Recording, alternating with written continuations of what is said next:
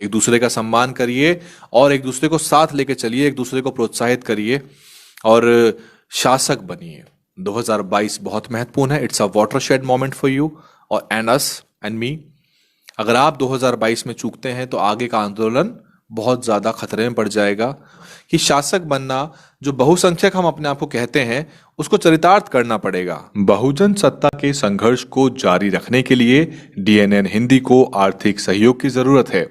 सहयोग राशि सीधे हमारे अकाउंट में या फिर गूगल पे, फोन पे और पेटीएम के जरिए भी भेज सकते हैं। तो जाति व्यवस्था का जो दंश है लगातार हम रोज झेल रहे हैं। जो खबरें आ रही हैं आप देख रहे हैं, कोई भी भारत का ऐसा राज्य नहीं है जो अछूता है। रोज खबर आती है। मध्य प्रदेश का ताजा उदाहरण ले लीजिए आप, जहां पे 27 सीटों का उपचुनाव है। वहां इंदौर में एक दलित महिला के शव को जलाने नहीं दिया जाता, जद्दोजहद करनी पड़ती है। और ये हालात हैं इस भारत में। जब हम डिजिटल इंडिया की बात करते हैं, आधुनिकता की बातें करते हैं, यहां पर ये स्थिति है कि रोज आप लड़ते रहते हैं। लेकिन सवाल ये उठता है कि क्या हम केवल धरने, प्रदर्शन और आंदोलन तक ही तो सीमित नहीं रह गए? क्या आंदोलन का मतलब केवल इतना ही है कि हम सड़क पे उतर के नारेबाजी करें और झंडे बुलंद करते रहें और ज्ञापन देके लौट आएं? क्या इतना ही है आंदोलन? आंदोलन को व्यापक रूप में समझिए कि आंदोलन है एक जाति विहीन सामाजिक व्यवस्था जिसमें एक भय मुक्त, अपराध मुक्त आपको शासन मिल सके और जहां पे आपका एक तरह से बहुमुखी विकास हो सके। असली ताकत जो है साथियों, वो सत्ता में है। सत्ता सबसे ज्यादा महत्वपूर्ण है और तभी आपको बाबा साहब ने भी हुक्मरान बनने की बात कही और साहब कांशीराम ने भी कहा कि न्याय चाहिए तो आप शासक बनिए। आपकी किसी भी तरक्की से मनुवादियों को दिक्कत नहीं है। आप फॉर्च्यूनर में चलिए, उन्हें कोई भी दिक्कत नहीं है। आप आर्थिक उन्नति भी करेंगे तो उनको बहुत दिक्कत नहीं होने वाली है।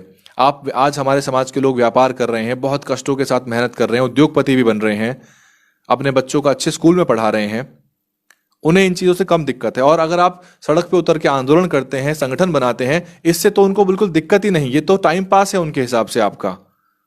मैं ये नहीं कह रहा कि आपको आंदोलन नहीं करना चाहिए, पर आंदोलन का व्यापक रूप क्या है? आंदोलन जो छोटे छोटे आंदोलन है, उनका एक ही उद्देश्य है आखिरकार कि आपको सत्ता की प्राप्ति कर लेनी है।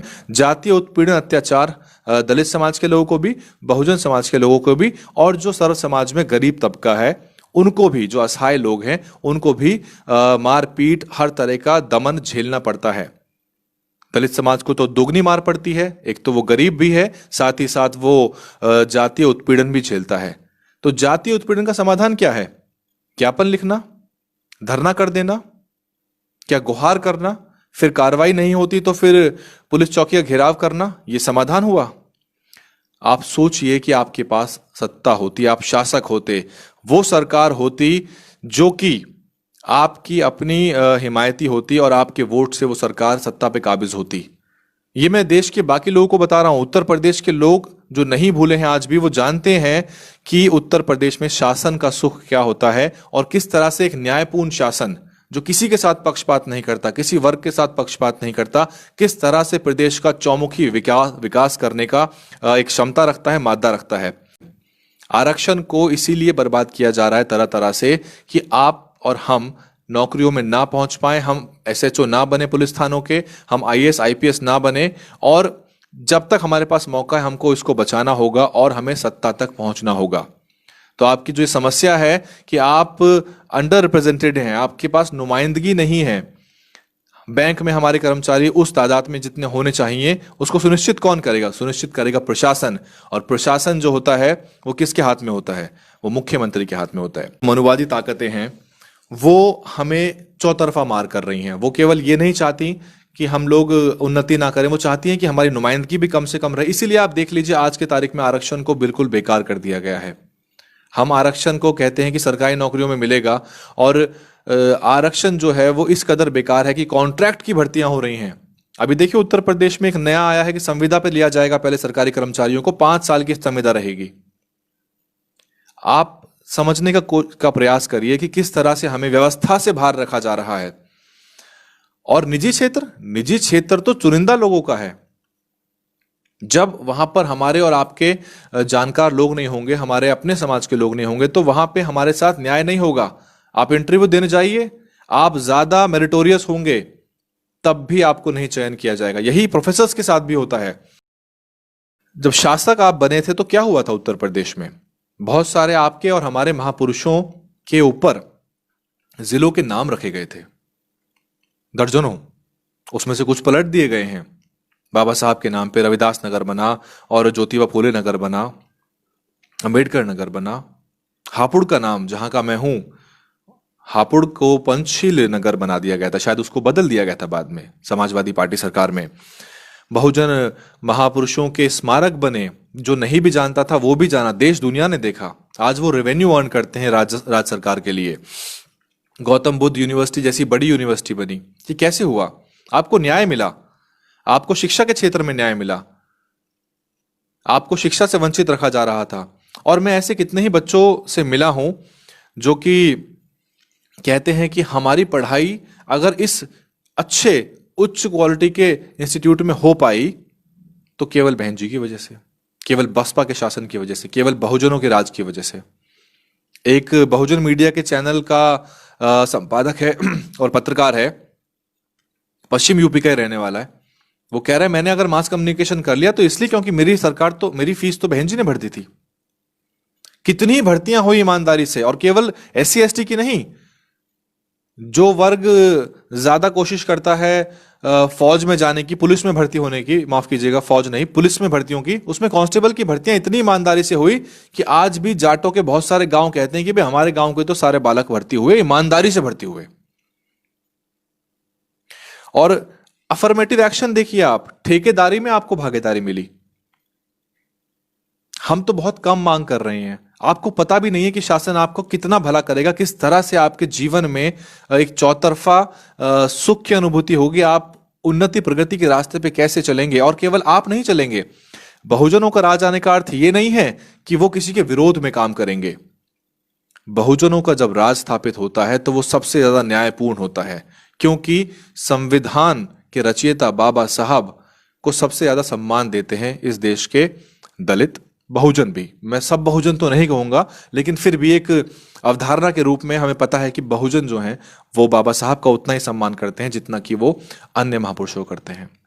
इसीलिए जब बहुजनों का राज स्थापित होगा तो ऐसे में किसी के खिलाफ काम नहीं किया जाएगा। और उत्तर प्रदेश को आप क्या समझते हैं? उत्तर प्रदेश किसी देश से छोटा नहीं है। अगर ये देश होता तो 5वें नंबर या 6ठे नंबर का देश होता आबादी के लिहाज से।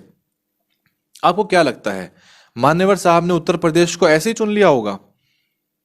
वो चाहते तो शायद कोशिश करते किसी छोटे राज्य में सरकार बना के देख लेते हैं, एक्सपेरिमेंट के तौर पे, जहां पे ठीक ठाक संख्या है। मसलन हिमाचल प्रदेश में काम किया जा सकता था। हिमाचल प्रदेश में आपको बता दूं कि प्रतिशत के लिहाज से सबसे अधिक काफी अधिक है, मतलब पंजाब के बाद हिमाचल प्रदेश का नंबर आता है अगर अनुसूचित जाति की संख्या की हम बात करें तो। अगर पंजाब में 32% के आसपास हैं तो 29% के आसपास लगभग हिमाचल प्रदेश में अनुसूचित जाति के लोग हैं। लेकिन वहां जागृति नहीं आई, और शायद साहब कांशीराम को यह भी पता था कि वहां से क्या नुमाइंदगी मिलेगी, कितने सांसद मिलेंगे। उन्होंने सबसे कठिन काम अपने सर पे ले लिया, सबसे कठिन। उत्तर प्रदेश, जहां 80 से भी ज्यादा सांसद लोकसभा में चुनकर भेजे जाते हैं। 80 से ज्यादा मैं इसलिए कह रहा हूं क्योंकि उत्तराखंड पहले यूपी का हिस्सा था। और वहां की स्थितियां देखिए, वहां के दलितों के साथ सबसे अधिक भेदभाव हुआ करता था, बड़े पैमाने पर दमन हुआ करता था। लेकिन एक तो बाबा साहब के संविधान में आस्था, दूसरा आरक्षण का होना यह सुनिश्चित कर पाया कि कुछ लोगों को तो नौकरियां उससे मिली, चाहे नियत में खोट रहा सरकारों की, लेकिन फिर भी नौकरियां मिली। और जब बहुजनों का राज आया 5 साल के लिए, तब बड़े पैमाने पर आरक्षण को लेटर एंड स्पिरिट में इंप्लीमेंट किया गया।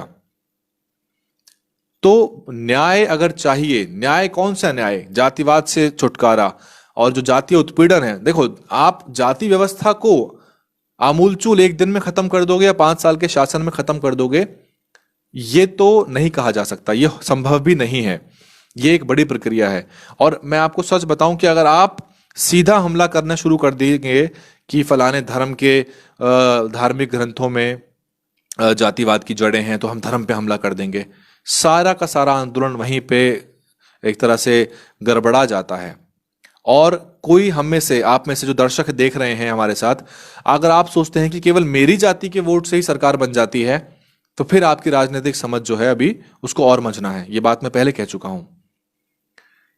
आपको सरकार बनाने के लिए, अपने सांसद विधायक जिताने के लिए जो भी सामाजिक ताना बाना है वो बुनना पड़ेगा। आपको लोगों को साथ लेके चलना पड़ेगा और साथ ही साथ ये विश्वास भी दिलाना पड़ेगा कि जब सरकार आएगी तो वो प्राथमिकता के आधार पे जिनको नहीं मिला उनको पहले देगी, जो वंचित हैं उनको पहले उनकी भरपाई की जाएगी, सरकारी नौकरियों के बैकलॉग ठीक किए जाएंगे, अफर्मेटिव एक्शन के जरिए आपको ठेकेदारी के अंदर कॉन्ट्रैक्ट, जो लाखों रुपए के कॉन्ट्रैक्ट होते हैं, जो ठेकेदारी का काम होता है, उसमें आपको आरक्षण दिया जाएगा। क्यों दिया जाएगा? आरक्षण कोई भीख नहीं है, आपका हक है। हम बड़ी आबादी हैं इस देश की, लेकिन हमारे अधिकार नहीं है, हमारी नुमाइंदगी नहीं है। इस देश के जल, जंगल, जमीन से लेकर जो प्राकृतिक संपदा है उस सब के अंदर, जो आर्थिक संपदा है उस सब के अंदर अधिकार है हमारा।